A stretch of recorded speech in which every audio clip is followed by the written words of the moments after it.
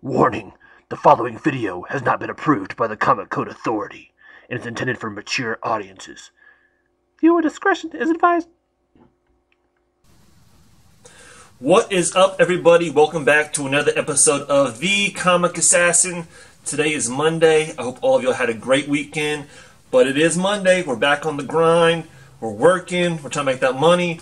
But that also means that today's the day where I come back and I'll talk about some comic book news, some movie news, what came out last week, and what you might be looking for this upcoming Wednesday when you roll in there like a true assassin as soon as those doors open up so you can get all the books that you want.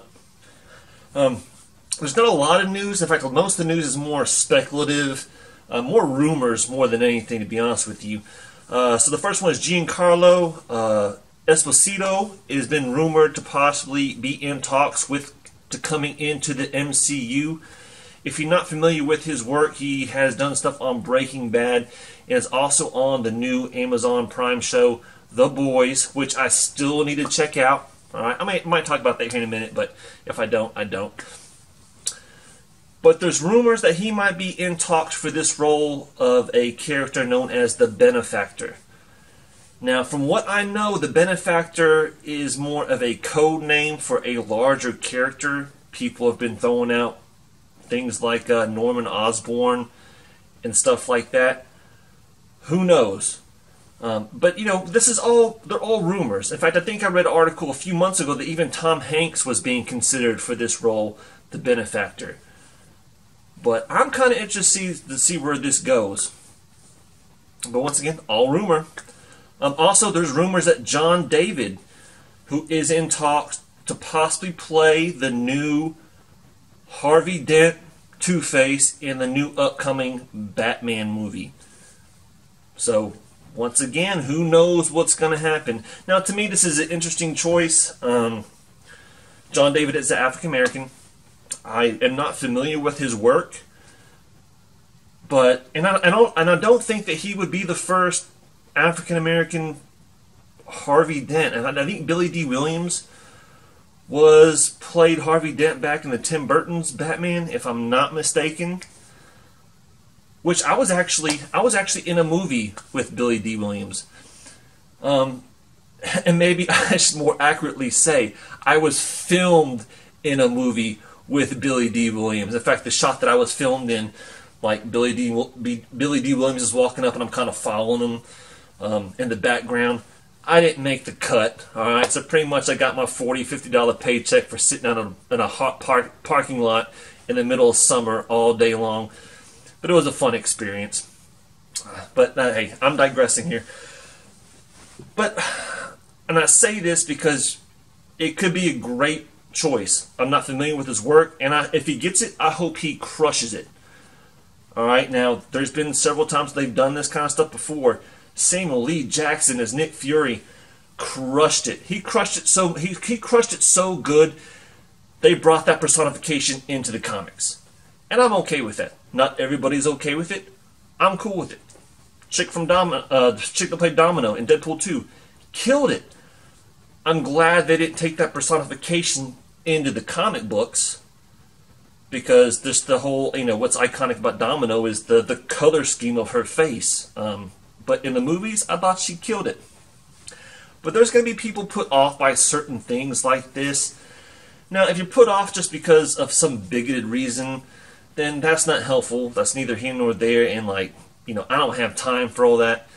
But I tell people to always look at all sides of things, because we're dealing with characters that people have loved and cherished for maybe not even years, but decades.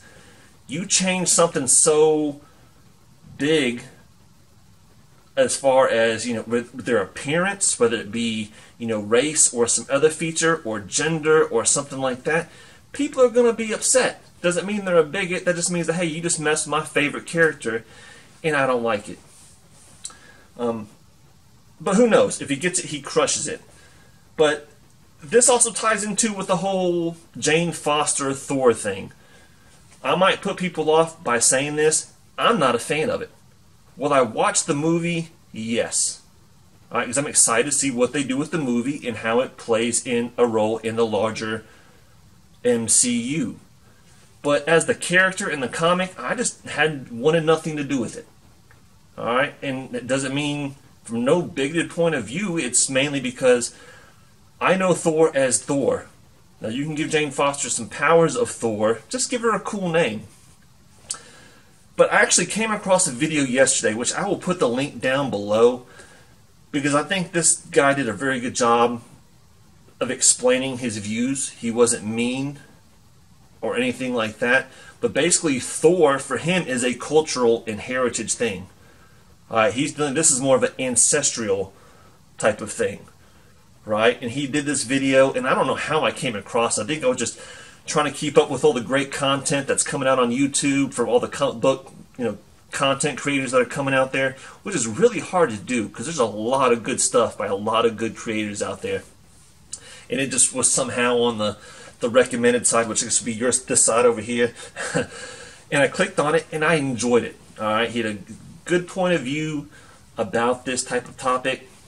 So go check him out, see what you think. In fact, he's got a whole bunch of stuff that's not comic book related that I think I might check out later on too. Other than that, let's see. Oh, so there was some tweeting going on between Rob Liefeld and Dwayne Johnson, The Rock. So Rob Liefeld thinks that The Rock would make a good Garrison Kane for a new Deadpool movie. And he tweeted this out there, and The Rock was like, hey, I think that could be kind of cool, or something to that effect. Now, these could just be little tweets just floating out in the air, but at the same time, when you have a creator, whether you love him or you hate him, Mr. Liefeld, say something like that, and then you have some big actor like The Rock saying, hey, not necessarily saying no, that could get the attention from some producers and screenwriters and things of that sort. Tell me that the MCU would not like to have The Rock in it. Alright? So there might be something going on with that, but who knows? I'm actually going to be talking about Liefeld more than once today, unfortunately. Let's see, what else is going on? Oh, speaking of movies, the Black Widow movie is coming under some criticism. Alright, and this is kind of touching on what I was talking about earlier. Alright? Apparently the screenwriter has said she's been getting crap about her movie because she is not following through with the comic books. Alright? And she's basing that on her moral values. If there was something in a comic book that she felt did not meet her moral values, she's not putting it in there. Right? And she's getting some pushback because of it. So basically, from what I'm gathering, is she's not really following a specific storyline or story arc, and she's kind of doing her own thing. Hey, the movie might be good. The movie might be good. So, but once again, we're talking about characters that people love, have spent time and money reading these stories, and they might want to see that on the big screen. Now, no comic book movie that I've ever seen has ever truly 100% been a reflection of the books. There's either, for some reason, they have to take stuff out, they have to add things in to kind of make the movie plot flow a little better. That's just the nature of doing adaptations. But to say that you're kind of doing your own route, it's gonna make people mad. It's the same thing with the Joker movie. Alright, the new Joker movie has pretty much said that this follows nothing to do with the comics. And that's gonna put a lot of people off. Alright? But we shall see. Some other little Easter eggs. I don't do a lot of Easter eggs a lot, but these are two that I found kind of interesting because they may play a role in the future MCU stuff. So the first one was Spider-Gwen. So basically, there's a scene where a chick in the new Spider-Man movie is wearing, and I believe it was the new Spider-Man movie. I might have my movies flipped up, but basically she was wearing clothes that had the same kind of color scheme as Spider-Gwen, the pinks and the blacks and all that. And so people are thinking, is this one of those Easter eggs that we might get some Spider-Gwen up in the non-animated MCU? Who knows? And another one that this one's been talked about before, at least not by me, but I've heard it before, is the Man-Thing. Alright? And the whole thing with, you know, we had Howard the Duck in the last Avengers movie, and there's a little clip of what people think is the Man-Thing behind them.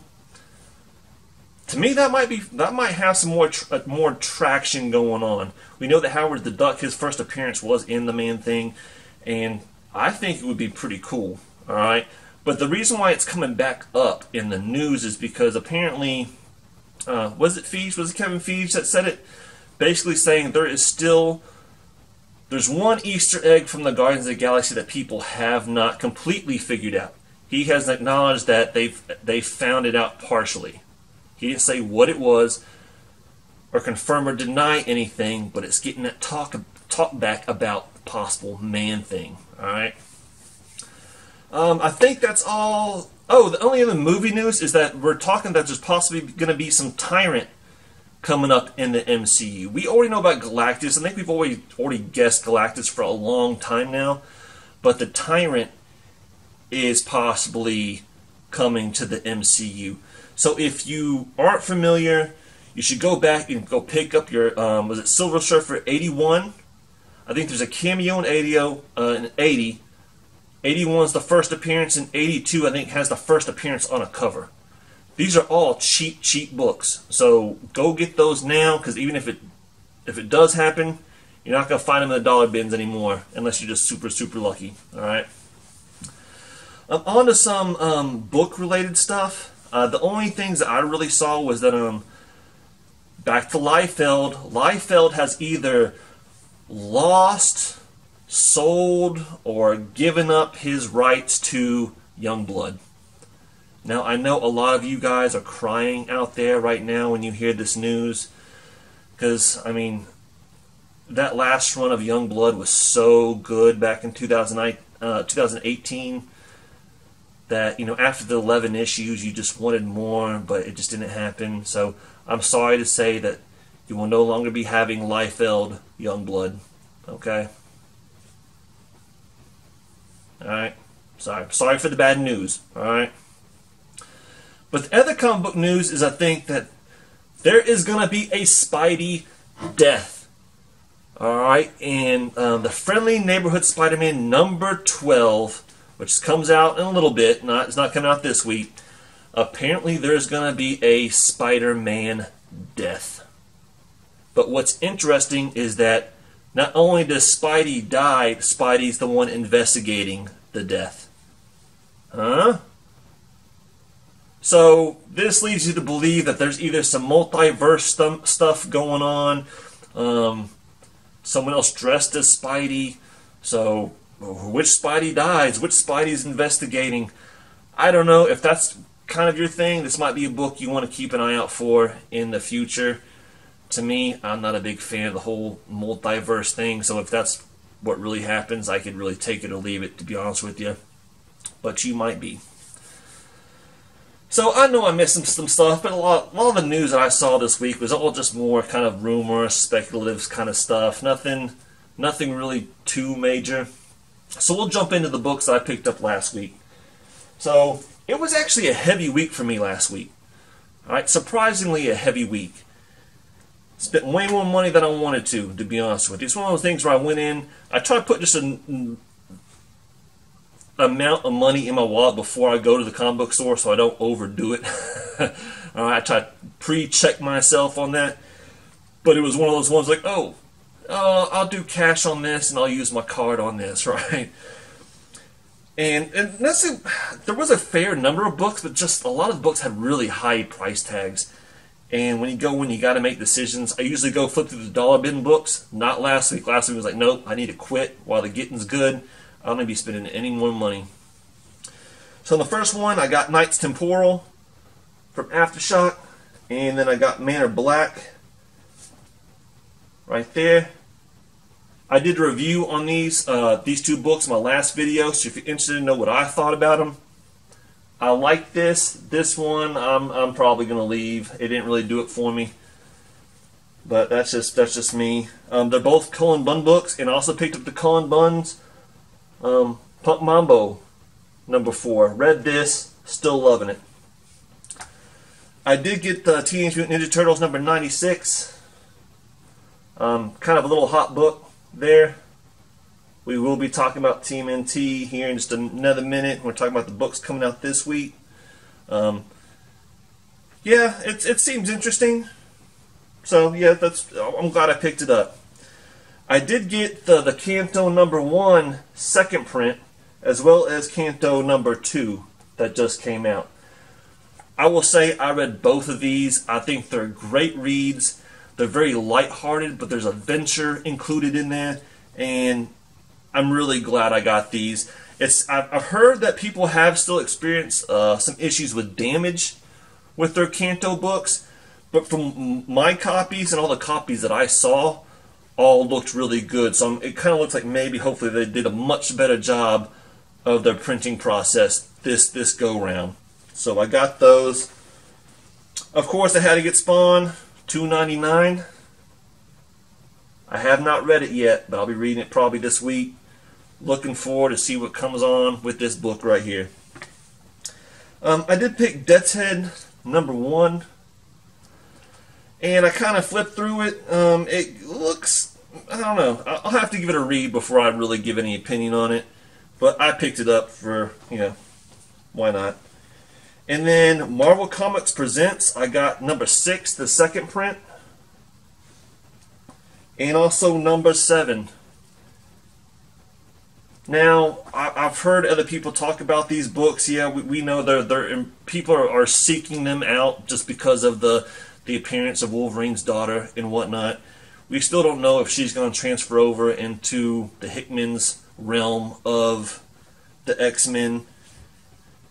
And apparently, a lot of people don't think this is a good read, so I probably won't even read these books. I'll probably just bag and board them, put it in, and if they ever have any more decent spec value down the road, awesome. But we'll see. And I got Venom, Acts of Evil, number 1. I believe this is the annual. Still haven't read that yet. And I actually don't have it in front of me. I picked up the Power of X, or Powers of 10, however you want to say it. I picked that one up. I'm halfway through it. And it's actually in another room. That's why I don't have it in front of me. And so far, I've enjoyed what I've read. Looking forward to it. Alright. So that's what I picked up last week. Let me know what you think about these picks. What did you guys pick up? And what should you be reading? And what should you not be reading? I'd love to hear your opinions. Okay? So what's coming out this week? A lot of stuff. Alright? A lot of stuff that I want to read. A lot of stuff I'm going to pass on. Okay? So coming up with some indie stuff. We have The Death-Defying Devil, and this is from Dynamite. This is a number 1. It's a new series. It seems kind of interesting, and it's got tons of covers. All right, so pick whatever cover you want if you're interested in this book, but there's too many covers that just remind me too much of Daredevil. All right, and if you're going to put the word devil in there, make him look a little bit more different from Daredevil. Alright, so that kind of puts me off, makes me kind of not want to read the book, to be honest with you. Then we have the TMNT, the number 95 second print, which we know the first print was hot. If you weren't able to get that first print for a reasonable price, this is your chance to possibly get it up for a more decent price. And like I said, sometimes those second prints can actually be worth more than the first print because there might not be as many printed. Alright, so keep that in mind. If you're a TMNT fan and you missed that last one, here's your chance. Going to Image. They have a bunch of Image First that are coming out this week. So Image First is kind of like Marvel's True Believers, where they're kind of reprint dollar copies. You have Gideon Falls, the Ice Cream Man, several others. Those are something you might want to check out if you weren't able to pick up some of those first issue books. Then they have the two that are my picks is one, Coffin Bound. Coffin Bound, number 1. It seems like an interesting concept. It's a book that I'm really going to try to pick up. I don't think you'll have too many issues finding it because it is an Image book. But yeah, I'm looking forward to that one. And then I have to make a choice between the Cosmos. So we have 2 more Cosmic Image books that are coming out. One is Space Bandits #2, and the other one is Sea of Stars #2. I'm going with Sea of Stars #2. I read the first one. I liked it enough, I'll pick up the second one.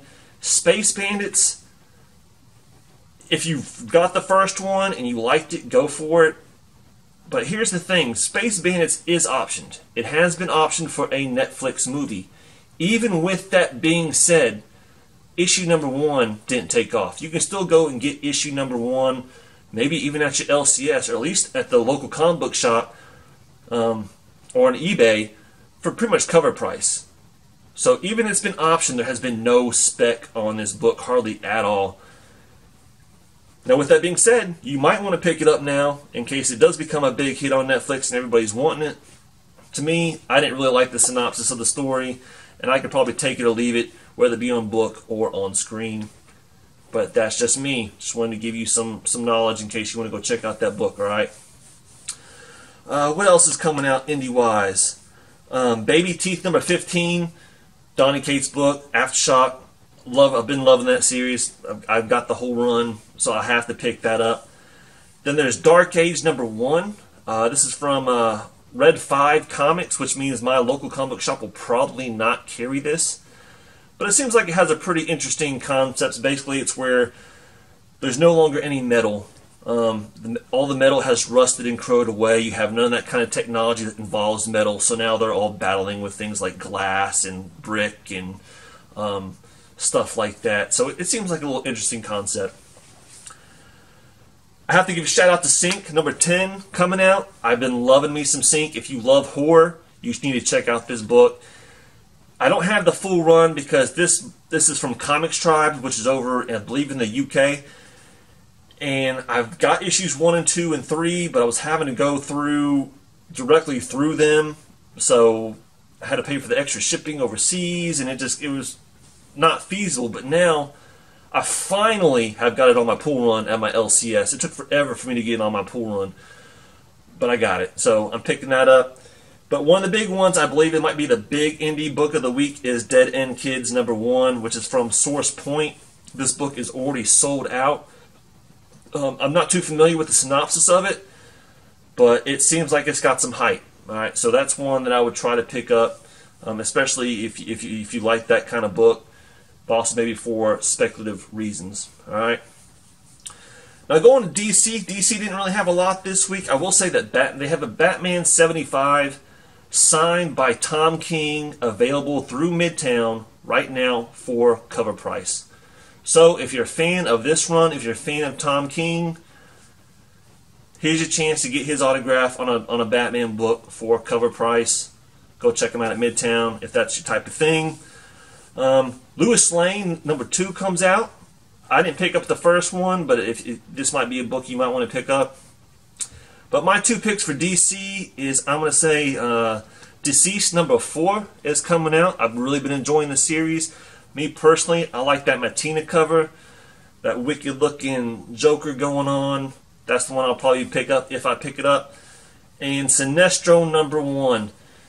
I will say, especially if you've been following this whole year of the villain thing, this is a book you probably want to pick up. So those are my two main DC picks. Now Marvel, like usual, they got a lot going on. We have Agents of Atlas, Volume 3, #1 coming out. This is one I'm going to pass on, but do know that a lot of the Agents of Atlas stuff, especially the last volume, heated up because of new characters and things like that. Now, a lot of those new characters, when they come to do their solo stories, not so much love there, but there was some love for the Agents of Atlas in the last volume, and it might continue this time. Also, Sensational Spider-Man, and God, what's the name of the... I can't believe I can't remember the extra title to it. But basically, this is, if you're a fan of Spider-Man and you're a fan of the black suit, you might want to pick up this book. So basically, this was, apparently from what I know, it's the original story, or at least the concept that was given. It was written by a fan who came up with the idea of the black suit and came up with this little storyline, and it was never printed. So basically, this is the writer's renditions of that fan's concept. So if you're a fan of the whole black suit, this might be one you might want to pick up just for nostalgic sake. All right, to see what it could and possibly might have been when it was first pitched. Alright, so that's one I might pick up. And of course we have Immortal Hulk 22. This is obviously one of my top picks. Loving this series. I think it's about to come to an end with 25, or at least that's what I heard.